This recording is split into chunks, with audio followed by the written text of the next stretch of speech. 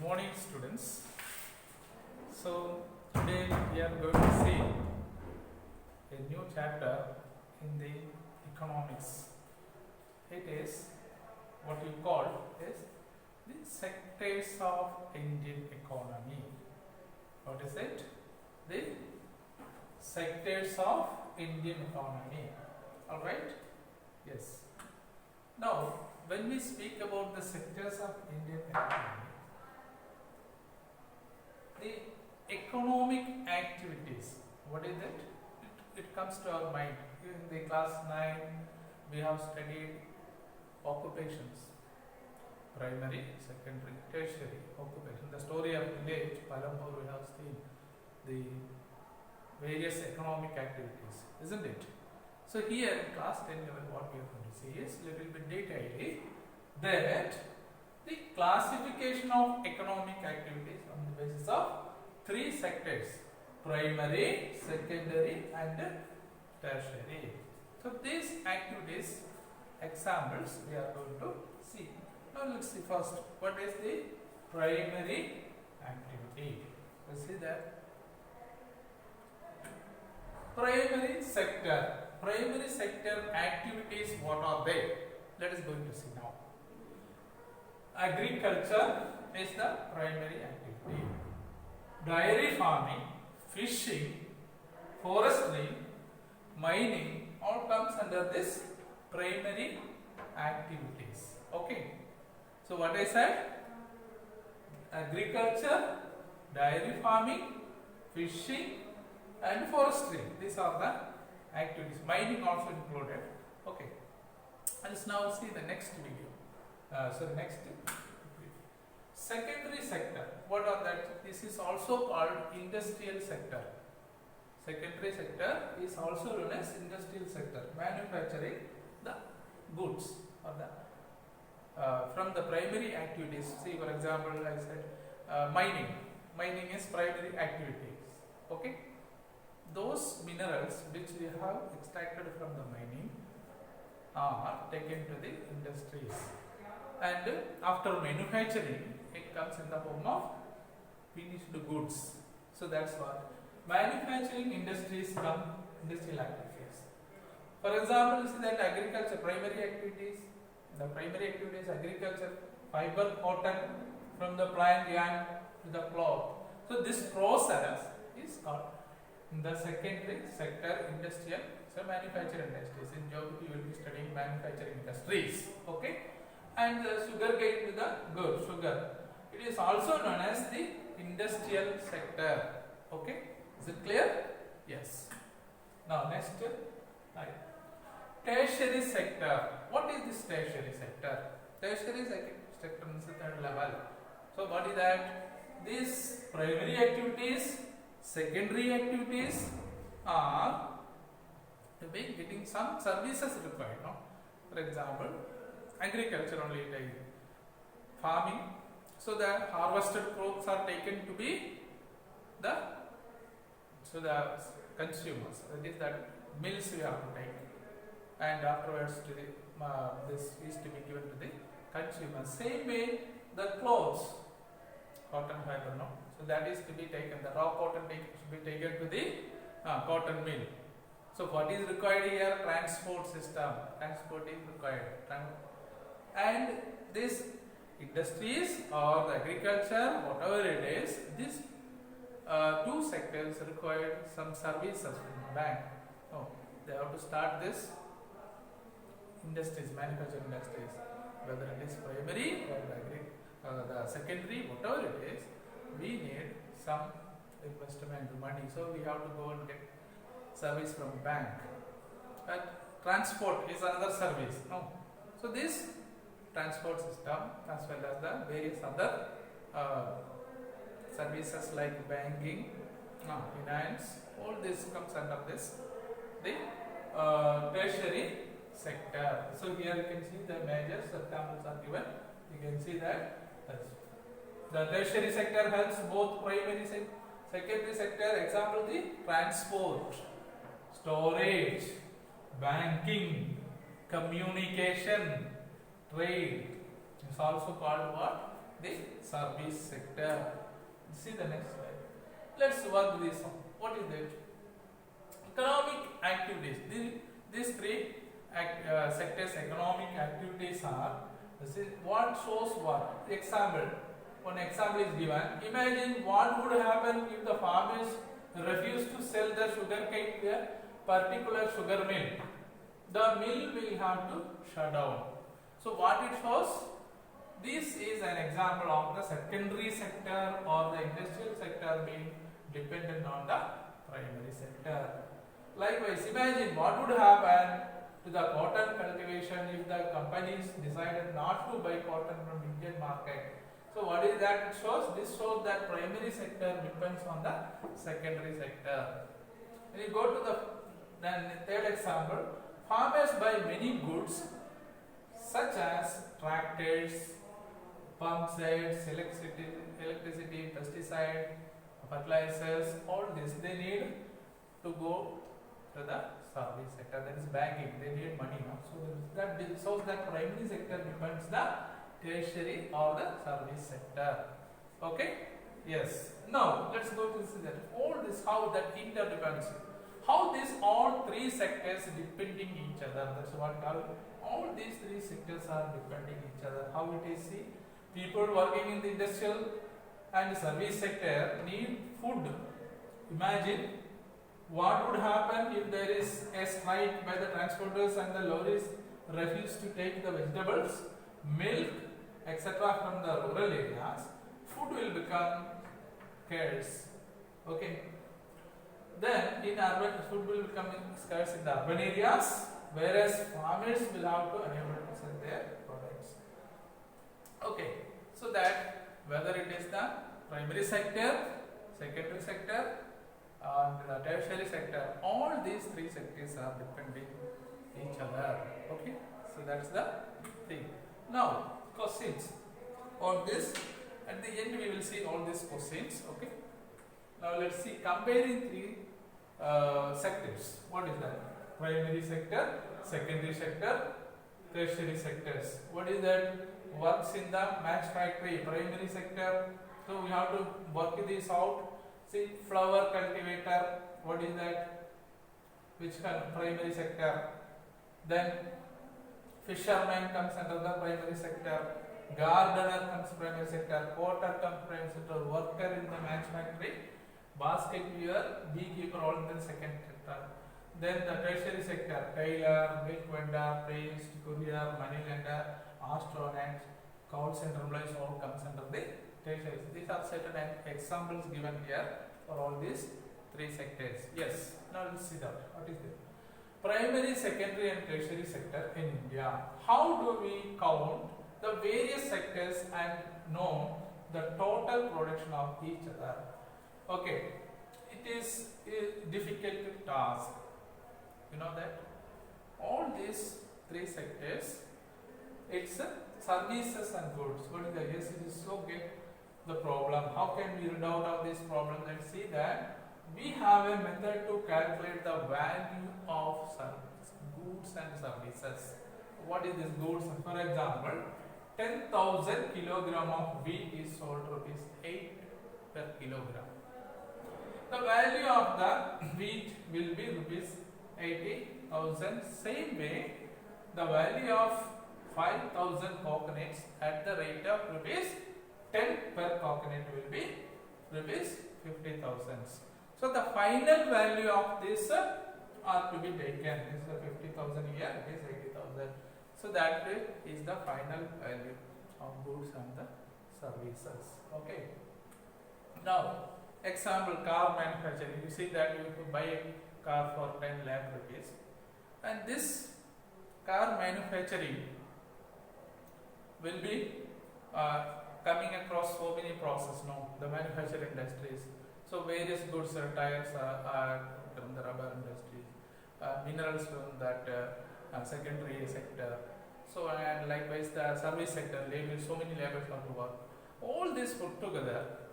And at the end, what is that end product comes to that market?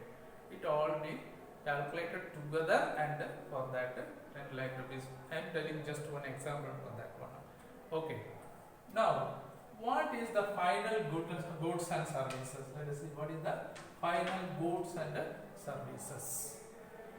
Remember, there is one precaution one has to take. Not every goods or service that is produced and sold need to be counted. Make sense only to include the final goods and services. Take for instance a farmer who sells wheat to a flour mill, rupees 8 per kilogram. This mill grinds the wheat and sells the flour to the biscuit company for rupees 10 per kilogram. The biscuit company uses the flour and things such as the sugar and oil to make flour packets of biscuits. It sells biscuits in the market for the consumers for rupees 60. That is rupees 15 per packet. Biscuits are the final goods and services. Okay. Then that is the goods that reach to the consumer. Yes. Now the value of final goods and services produced in each sector during the particular year provides the total production of the sector for that year. Okay. Yes. And the sum of the production in these three sectors gives what is called the gross domestic product, GDP. Okay, GDP of the country. It is the value of final goods and services produced within a country during a particular year. GDP shows how big the economy is. Okay. Yes. What is so these questions will be seeing the end. All these questions are added up in the end of this chapter. Okay, historical change. Primary sector was the most important sector of the economic activity. You will see the historical change. Agriculture sector began with the processing that produced much more food than before. Buying and selling activities increased many times.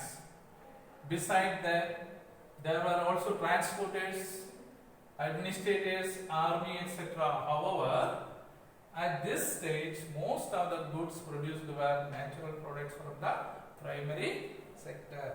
Expansion of the manufacturing industries. Okay. Historical change again continues. In the past 100 years, there has been a further shift from the secondary sector to the tertiary sector. Okay. Development 6. The service sector has become the most important in terms of total production, and most of the working people are also employed in the service sector. This is general pattern observed in the developed countries. Okay. Yes. Now see the next. This graph shows what is that. GDP by primary, secondary and tertiary sector. What is that? We'll see that. Graph 1 shows that primary sector, this blue color, and the pink color is secondary sector, and the tertiary sector is here. So in the year 1973-74, this is the growth. And you see that in the year 2013 and 14, how much it is. So that the tertiary sector is showing here more number of people employed, and here it is little bit. So the growth, overall growth, it is over a period of this many years it has been increasing. So that it shows the GDP by primary, secondary and tertiary sector. Let's see the next slide.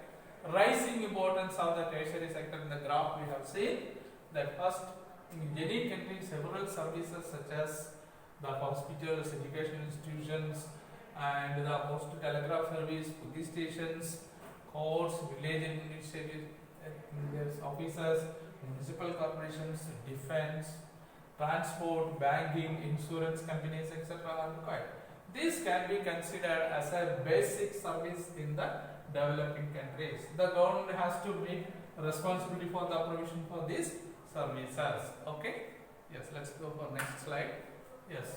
Rising importance of the tertiary sector in the production. Second, the development of agriculture and industry leads to the development of the second phase. It is. Okay. The transport, trade, storage, like this, as we have already seen, greater the development of the primary and secondary sector, more would be the demand for such services. Okay. Now, rising importance of the tertiary sector continues. Third, this is the third stage. So, phase by phase, stage by stage, it shows that. Third, as income level rise, certain sections of the people start demanding many more services like eating out, tourism, shopping, private hospitals, private schools, professional training, etc. You can see this change quite sharply in cities, especially in the big cities. This happening. Okay. Yes. Now, rising what is it? Fourth stage. What is that? Fourth stage. Over the past decades, or certain new services such as those based on the information and the communication technology have become important and essential. The production of these services has been rising rapidly. In chapter 4, you can see this, why this is in expansion. Okay? Yes. Now, again questions, this will be seen now. Okay. Where are the most number of people employed? GDP, employment share. GDP share, employment. You see that this graph 2 shows that where this GDP is increased by this year 1913 and 2013 and 2014. That year it shows. Employment also, here is that share of sectors in the employment percentage wise it is given. Yes. Now let's see underemployment. So what is this underemployment? Labor effect is there, disguised unemployment is there, seasonal unemployment. An example is given. Lakshmi is owning about 2 hectares of unirrigated land, depends only on the rain, and growing crops like jowar and arhar. All 5 members of her family works in the farm throughout the year. Why they have nowhere else to go for work? You will see that everyone in the working, none remains idle, but in the actual fact, the labor effort gets divided. Each one is doing some work, but no one is fully employed. This is the situation of underemployment. Okay, what is disguised unemployment? So the family all they work, but the underemployment situation prevails. Okay, here what is disguised unemployment? Where people are apparently working, but all of them are made to work less than their potential. This kind of unemployment is known as disguised unemployment. This is credit in contrast to someone who does not have a job and is clearly visible as unemployment. Hence it is called disguised unemployment. With a small example I will tell you. Here you see that a small plot where 5 laborers in a small agriculture, 5 laborers required to work. Instead of that, 8 laborers, agricultural workers, go for work. So 3 are extra and they are disguisedly unemployed. If the 3 people here, these 3 are not going to work, means also there is no problem, no productivity will increase. If they go for also, there is no productivity is going to increase. The yield will not increase. So they go and they do the work, but maybe 1 hour early they finish the work. But there is no production or yield is going to be increased.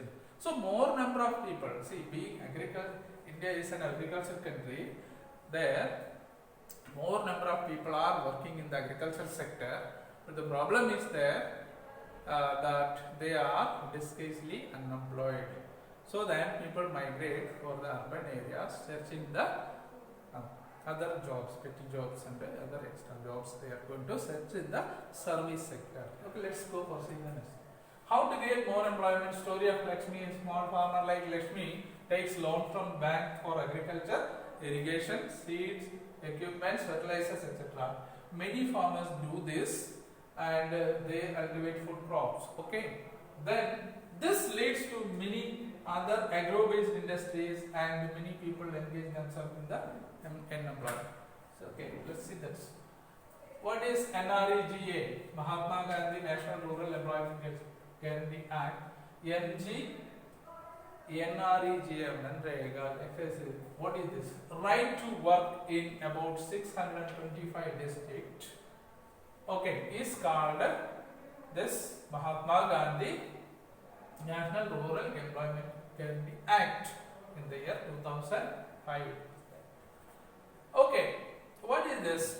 All those who are able to and are need to work in the rural areas are guaranteed 100 days of work employment in the government. Okay, it is the government, or it is also known as NREGA.